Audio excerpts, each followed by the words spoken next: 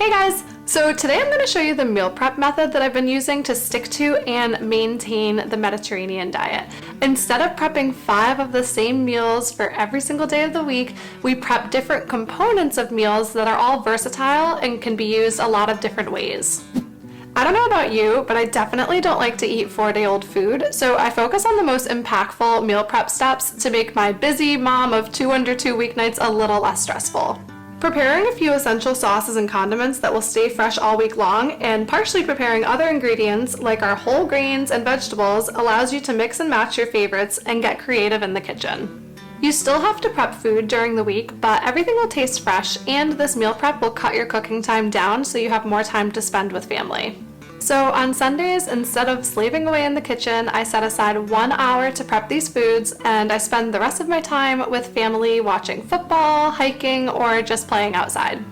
And as always, I'm gonna leave a link with all of these recipes in the description of this video. Okay, so let me show you how I meal prep the Mediterranean diet way.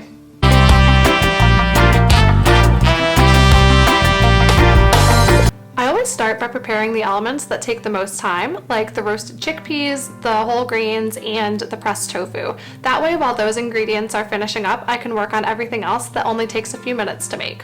I know from experience that if I have cooked grains already in my refrigerator ready to go for the week, I am much more likely to incorporate them into my meals. Most grains are swappable in the Mediterranean diet, so if a recipe calls for whole brown rice but you've got quinoa, you can usually just swap them out and it's no big deal. Most cooked grains will last for 4 to 6 days in the refrigerator in an airtight container. So you're going to want to choose one whole grain for the entire week. This week I was feeling quinoa, and it's super easy to make. It's just 2 cups of water for every 1 cup of quinoa. Bring the salted water to a boil and add the quinoa. This week I did 4 cups of water for 2 cups of quinoa, which yielded about 6 cups of cooked quinoa. And I ended up freezing some of it because it was more than we were going to use. Simmer the quinoa uncovered until it's done. Let it sit for a few minutes and then fluff it with a fork. With any grain that you plan on storing, you want to spread it out on a large baking sheet to prevent it from sticking together and getting clumpy, and then refrigerate it for 1 hour prior to transferring it to an airtight container. Store cooked quinoa in an airtight container in the refrigerator for 4 to 6 days, or you can freeze it for up to 2 months. To start, you're going to preheat the oven to 425 degrees Fahrenheit. Place the chickpeas in a colander and rinse. Spread them out on a clean kitchen towel or on a wad of paper towels and gently rub them dry. If some of the chickpea skin comes off, that's totally fine. Toss the chickpeas with 1 tablespoon of olive oil and spread them out on a parchment-lined baking sheet. Roast them for 10 minutes, stir, and then roast them again for another 10 minutes. At the 20-minute mark, add half a cup of walnuts to the baking sheet and cook them for another 7 minutes. While the chickpeas and walnuts are roasting, you want to make the rosemary honey drizzle. Combine chopped fresh rosemary, 1 tablespoon of honey, half a tablespoon of olive oil, half a teaspoon of salt, and half a teaspoon of paprika. Transfer the chickpeas and walnuts to a bowl and drizzle them with the honey mixture. Toss to coat. You want to keep the oven on 425 after the chickpeas are done for a recipe that we're going to do later. So for the best results, you want to serve these right away. But of course, this is a make-ahead video, so I'm going to explain this a little bit further. They lose a lot of their crispiness. I still like them. I still think they're delicious in salads and grain bowls, but I do recommend heating them in the microwave prior to serving them if you are going to serve them later in the week. And just note that their consistency is going to change a lot from 2 hours after baking to 2 days later. To store them, you've got 2 options. So you can store them in an airtight container like a stasher bag in the refrigerator, or you can store them in an open mason jar and lightly cover it with a paper towel. They'll last 3 to 4 days, and make sure to heat them in the microwave prior to eating again. Next, we're going to drain some tofu. So is tofu frequently consumed in the Mediterranean? Not necessarily, but in other blue zones of the world like Okinawa, it's actually consumed multiple times a week. So we like to incorporate it into our weekly meals because it allows us to have more meatless meals during the week, and we really enjoy it. For our prep, all that we're going to do is drain it and chop it up, and then we're going to add it to a glass jar and put it in the refrigerator for later in the week. Fold a length of paper towels or dishcloth in quarters to increase the absorbency. Place the folded towels on a cutting board and then place a block of tofu on the paper towels. Place another layer of folded paper towels or a clean dishcloth on top of the block of tofu. Place something slightly heavy on the top layer of paper towels. I did a plate and a book so that the moisture from the tofu didn't ruin the book. The essence of pressing tofu is to apply steady weight over the block of tofu to squeeze out some of the extra moisture. Don't press it for more than 15 minutes to prevent it from drying out too much. If the paper towel becomes too wet while you're pressing the tofu, you can always swap it out for a fresh set of paper towels. If you Google how to store tofu in the refrigerator, a lot of sources recommend that after you cut it, you place it in a glass container filled with water. In my personal opinion, I don't think that this step is needed. I drain the tofu, cut it up, put it in a container, and it's totally fine in the refrigerator for 3 to 4 days. But you do want to make sure that you don't press it for too long because you still want to retain some moisture so that it doesn't dry out. Next, we're going to make the fully prepped components, like a homemade pesto, vinaigrette, and an aioli that you can put on pretty much anything. Vinaigrettes can be used for a lot more than just a salad. You can pour it over a green bowl or add extra flavor to roasted vegetables. A typical vinaigrette is 3 parts oil to 1 part vinegar. First, you want to choose a vinegar. You can go with balsamic vinegar, white wine vinegar, red wine vinegar, rice vinegar, whatever vinegar you're feeling, you can use. Next, you want to choose an olive oil. I always use extra virgin olive oil for the health benefits, but you can use any oil that you have. Walnut oil, avocado oil, sesame seed oil, they all work great. Next, you want to season your vinaigrette. Simple salt and pepper work great, and you can always add some Dijon or some miso for a little extra flavor. Herbs are also great, like minced dill and basil, and fresh garlic and shallots add pungency. For a little sweetness, honey and agave nectar work great. Once it's all combined in the mason jar, you want to put a lid on it and shake it up to emulsify it. For the recipe that I made, I did 1/2 cup of extra virgin olive oil, 3 tablespoons of white wine vinegar, 1 tablespoon of Dijon mustard, a squeeze of honey, 1/4 of a teaspoon of salt, and a pinch of pepper. Then I added some chopped dill.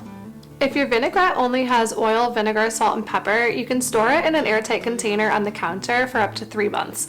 But if your vinaigrette has any perishable items like garlic or shallots, you want to store it in the refrigerator in an airtight container for up to 5 days. Next, we're going to make a pesto. Pestos are an amazing item to have in your fridge. You can use them on grain bowls, you can drizzle them over roasted vegetables, or use them as a topper for chicken or fish. I usually have a jar in the cupboard just in case we, want a quick dinner one night, but making your pestos from scratch is a lot tastier and it's more nutritious. You can do a traditional basil pesto recipe with Parmesan and pine nuts, but I absolutely love my 5-minute vegan sun-dried tomato pesto. It's called pesto rosso, and it's similar to a traditional pesto recipe, but it's a lot chunkier and it has less drip. It's super vibrant, hearty, and it's loaded with extra strong flavor. And it only takes 5 minutes to make, which is okay by me. Spread the almonds over a baking sheet. Assuming that you left the oven on 425 when you made the chickpeas, place the baking sheet in the oven and roast the almonds for 4 minutes. This step is really important for developing their earthy flavor. Toss into a food processor the sun-dried tomatoes in oil, garlic cloves, balsamic vinegar, salt, honey, and roasted almonds. Blend until a chunky pesto forms. Note that you're using the entire jar of sun-dried tomato pestos, including the oil. You want to store the pesto in an airtight container in the refrigerator for up to 5 days. Now, can you freeze any leftovers of the pesto? You absolutely can. What you want to do is you want to pour the leftover pesto into a ice cube tray and put it in the freezer. You want to freeze it for about an hour, pop the cubes out, put them into a Ziploc bag or a silicone freezer safe bag, and you can store them in the freezer for up to 3 months. So when you want to reheat them, you can put them in the refrigerator overnight and they'll thaw out, or you can add the cubes to a skillet over medium heat. As I mentioned, you can really enjoy this pesto on anything, and I really like to use it as a topper for fish. I take any white fish, season it, and spread the pesto mixture over the top. I then bake it in a 400-degree oven until the fish registers 145 degrees Fahrenheit, which takes between 12 and 20 minutes depending on the thickness of the cut of fish. Next, we're going to make a Greek yogurt aioli. I make this aioli at least twice a week because you can put it on pretty much anything, just like the pesto. I use it as a spread for sandwiches, I serve it with eggs, I put it as a dollop over soups and stews. It really is super versatile. And my toddler loves it, which is a plus. And it comes together in about 2 minutes, no blending required. You want to start this out in the container that you're going to store it in to save on dishes. Add 2 cups of Greek yogurt to a bowl, followed by 3 garlic cloves minced or pressed through a garlic presser, 1/4 cup of lemon juice, 1/2 teaspoon of salt, and 1 tablespoon of honey. Mix all the ingredients together in a bowl, and that's it. I want to note that this sauce is very garlicky, so if you're planning on going on a date later that night, you may only want to use 1 garlic clove, but I personally love garlic. I love the nutrition and the benefits from it, so I use 3 cloves of garlic, but feel free to use however much garlic that you want to use. You can serve it with chicken or fish, add it as a healthy drizzle over green bowls or roasted vegetables, and you can use it as a spread on sandwiches. I also use it anytime a recipe that I'm following calls for mayonnaise or sour cream. It's a perfect substitute for it, and it's healthier. So for lunch this week, I had some leftover shrimp. So I ended up chopping the shrimp up into small pieces, and then I mixed it together with the Greek yogurt sauce, some fresh basil, and cucumber.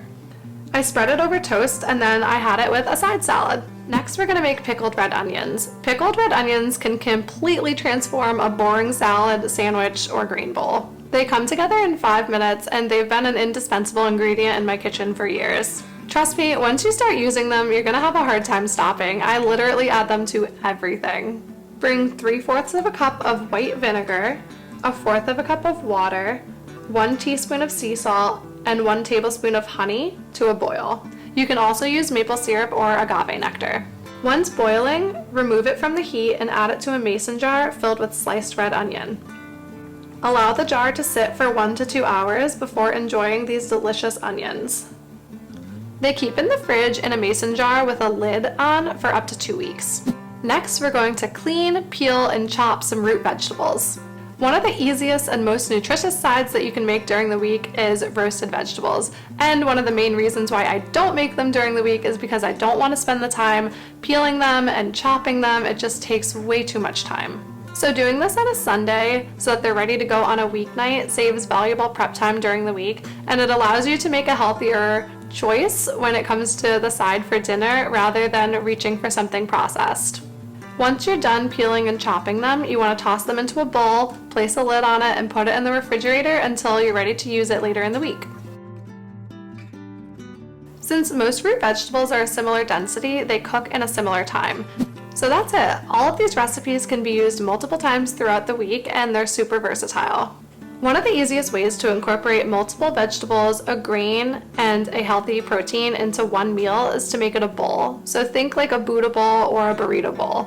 These typically omit the processed ingredients like wraps and breads, and they give you the freedom to use what you have on hand.